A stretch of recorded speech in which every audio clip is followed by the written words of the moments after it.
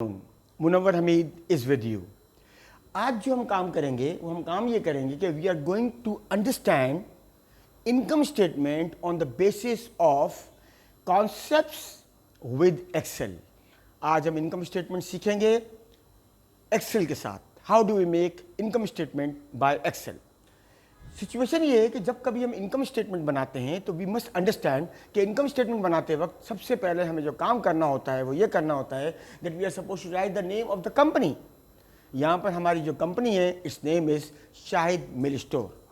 Shahid mill store ने income statement बनाया। अगली चीज़ है income statement. IS stands for income statement. और इनकम स्टेटमेंट जब भी बनाया जाता है वो होता है for the year ended. Remember, income statement is a statement of performance. It is not the statement of position. Statement of position जो है वो कहलाती है balance sheet. Income statement is a statement of performance. और जो performance हम देते हैं वो कब शुरू होती है? फॉर एग्जाम्पल, हमने जनवरी में अपना अकाउंटिंग ईयर शुरू किया और दिसंबर में ख़त्म किया, तो इसका मतलब इन 12 महीनों में एक कैलेंडर ईयर है। लेकिन अगर हम शुरू करते हैं जुलाई में और हम ख़त्म करते हैं जून में, जुलाई अगस्त सितंबर अक्टूबर नवंबर दिसंबर, ये 6 मंथ जो हैं ये 2021 के और फिर 2022 के जनवरी टिल जून, ऐसे ईयर को कहते हैं फिस्कल ईयर या असेसमेंट ईयर। अकाउंटिंग पीरियड और अकाउंटिंग ईयर 2 डिफरेंट थिंग्स होती हैं। आगे चलते हैं। सबसे पहले हम लेंगे रेवेन्यूज़। रेवेन्यू में हमारे पास क्या चीज़ है? Sales. Sales is the revenue, income. तो सेल्स हमारे पास है 100,000। अभी एक्सेल का कोई काम नहीं है, you just typing on Excel. इसके बाद लेस सेल्स रिटर्न को अब जैसे यहाँ पर हो जाएगा एक्सेल का। तो 95 का नंबर कैसे आएगा? अब सबसे पहले हम ये बात करते हैं। Yesterday I was discussing about addition function of Excel. Today I will discuss about subtraction function of Excel. मेरे साथ मेरे दोस्त हामिद मौजूद हैं and Hamid is helping us. And basically हम इसका जो बेनिफिट है वो सारी दुनिया के लोगों को देना चाहते हैं, स्पेशली जो पाकिस्तान के बच्चे हैं उनको हम देना चाहते हैं। At the moment I am standing here at notebook in forum Clifton. और कल हमारे साथ जो हमारे साथ ताउन किया था वो हमारे ओवैस भाई ने किया था। Today is Hamid with us. तो हम आगे चलते हैं तो सवाल ही पैदा होता है कि 95,000 की फिगर कैसे आएगी। याद रखिए, एक्सेल माइनस नहीं करेंगे, हमें ये 5,000 माइनस 5,000 नहीं लिखेंगे। What exactly we need to do? 95 की जगह खाली जगह होगी यहाँ मौजूद, आप सबसे पहले इज इक्वल टू लिखेंगे। आपके कीबोर्ड पे इज इक्वल टू होगा। इज इक्वल टू करने के बाद आप सेलेक्ट करेंगे इस वाले सेल को जो कि डी में मौजूद है और लाइन है 4, यानी कि डी कॉलम है और रो जो है 4। तो जब आप 100,000 को सिलेक्ट करेंगे तो आपके पास जो एक्सेल है वो अंडरस्टैंड करता है सेल, उस सेल को यहाँ सेलेक्ट कर लेगा। फिर आपको माइनस का साइन प्रेस करना होगा। अब जब माइनस का साइन प्रेस करेंगे और उसके बाद आपको 5,000 वाले सेल में जो कि हमारे पास D5 है, जब हम ये लिखेंगे इसके बाद हमें इज इक्वल टू नहीं लिखना, हम डायरेक्टली एंटर करेंगे, वी गेट द अमाउंट 95,000। तो आपने क्या सीखा? आपने सीखा कि जनाब हम कैसे माइनस करते हैं। एक और इंटरेस्टिंग बात, जब हम सेल्स में से सेल रिटर्न माइनस करते हैं तो सेल्स करते वक्त इनवॉइस बनती है और सेल्स रिटर्न करते वक्त क्रेडिट नोट बनता है अगर क्रेडिट सेल्स हो तो। आगे चलते हैं। नेट सेल्स का दूसरा नाम होता है टर्नओवर। ये फंक्शन हमारा एक्सेल का यहाँ काम करता है। इसके बाद we will go and we discuss about cost of goods sold. Cost of goods sold का मतलब होता है कीमत खरीद। सेल्स का मतलब होता है कीमत फरोख्त। तो कॉस्ट ऑफ गुड्स सोल्ड में मैंने 2 जो नुक्ते लगाए, इसका मतलब होता है कोलन। ओपनिंग इन्वेंट्री का मतलब होता है वो माल जो कि बेचने के लिए इस साल मौजूद हो और वो ना बिका हो लास्ट ईयर। तो लास्ट ईयर का जो क्लोजिंग स्टॉक होगा इस साल का ओपनिंग स्टॉक होगा। तो मेरे पास ओपनिंग स्टॉक की फिगर 2000 है, इसको मैंने सेकंड कॉलम में ली।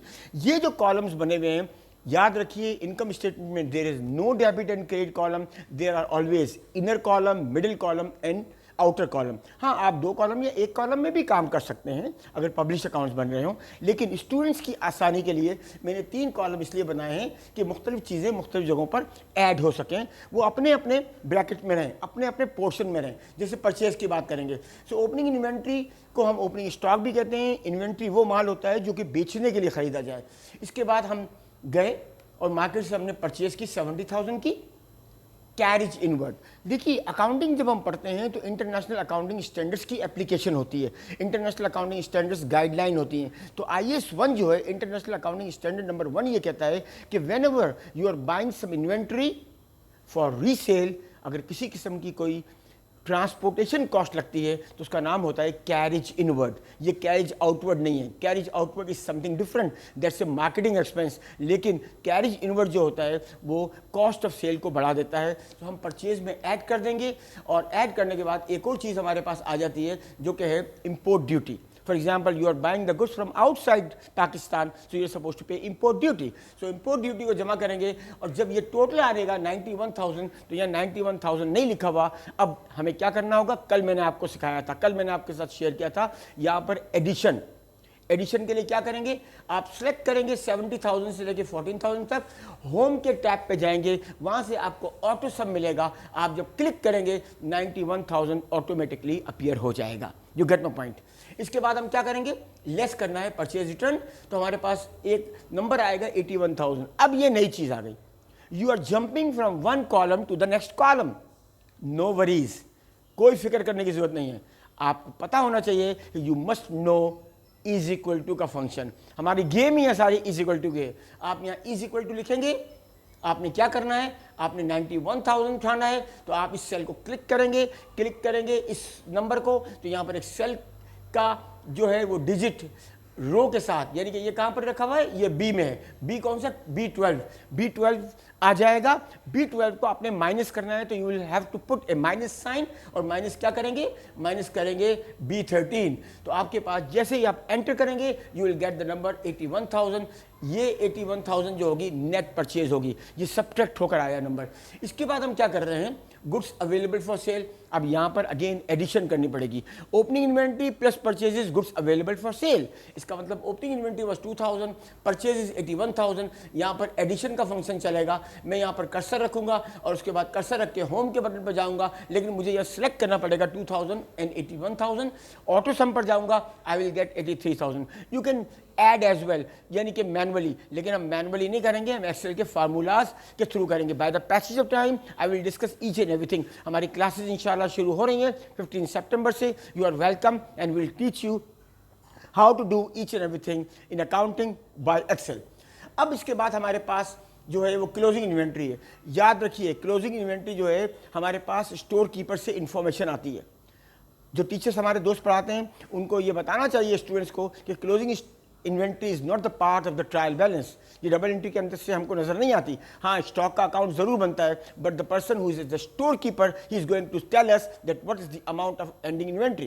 तो एंडिंग इन्वेंट्री मुझे पता चला, मिसाल के तौर पर हमारे पास हमारी टीम लीडर हैं और वो बड़ी माशाल्लाह क्वालिफाइड भी हैं, मिस सहर उनका नाम है, और वो बैठी हैं जनाब अली स्टोर में, स्टोर की वो हेड हैं। तो मैंने उनको फ़ोन करके पूछा, मिस सहर अस्सलाम वालेकुम, कैसे हैं आप मुझे इन्वेंट्री का नंबर बताइए। तो इन्होंने कहा सर मुनव्वर इन्वेंट्री का नंबर जो है वो है 3,000 and from there I got the information. 3,000 मैंने माइनस किया तो 80,000 मेरे पास नंबर आ गया and that number is cost of good sold. तो यहाँ भी हमारे पास सब्ट्रैक्शन का फंक्शन बनेगा। 80,000 कॉस्ट ऑफ गुड सोल्ड आ गई। हमारे दोस्त हैं सर नुमान, मैंने सर नुमान से कंफर्म करवाया, इन्होंने कहा यस मुनव्वर साहब, क्लोजिंग स्टॉक के बाद माइनस करने के बाद cost of good sold figure is 80,000। अब यहाँ फिर हमारे पास जो है वो सब्ट्रैक्शन का फंक्शन बनेगा, क्योंकि revenue minus cost is equal to gross profit. Total revenue का क्या मतलब हुआ कि टोटल रेवेन्यू से हमने सेल रिटर्न को माइनस करना है। सेल रिटर्न को माइनस करेंगे तो हमारे पास नेट सेल्स या टर्नओवर आ जाएगा, उसको हम लेके चलेंगे और कॉस्ट ऑफ गुड्स सोल्ड को माइनस करेंगे तो we get gross profit. Gross profit is an amount in which from which we are supposed to deduct what? From which we are supposed to deduct the operating expenses.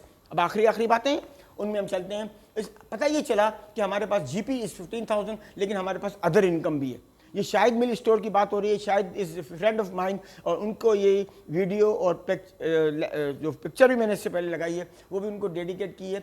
And he is having a mill store, उनकी income statement हम बनाने जा रहे हैं। तो for example उनका कोई commission का भी काम था and he is received a commission expense भी हो सकता है और इनकम भी हो सकती है। यहाँ पर इनकम है 190,000। यहाँ अगेन एडिशन का जो है वो फंक्शन काम करेगा। आई will gate 105,000। This is my gross income.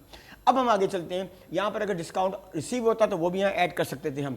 आगे चलते हैं और या अलाउंस फॉर डाउटफुल डेट्स में जो डिक्रीज होता है वो भी एक किस्म की इनकम होती है, we can add that as well. अब हम ऑपरेटिंग एक्सपेंसेस की बात करेंगे।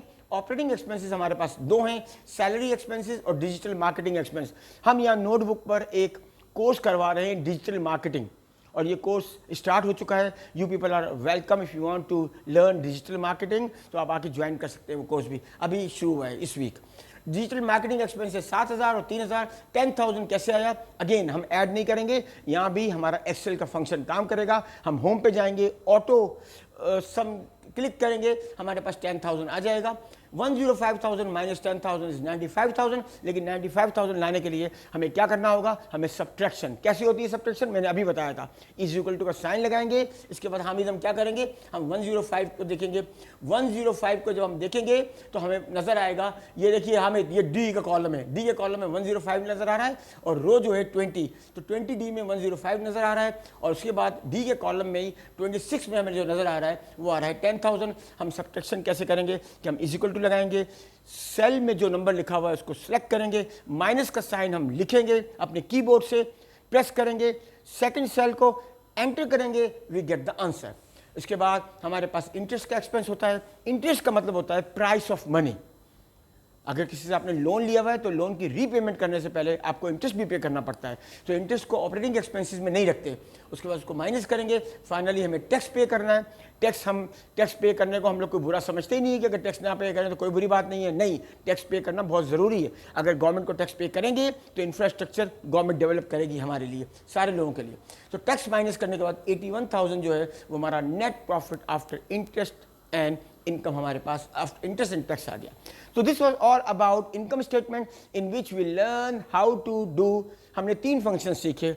एडिशन हमने कल भी सीखा था, आज हमने रिपीट किया।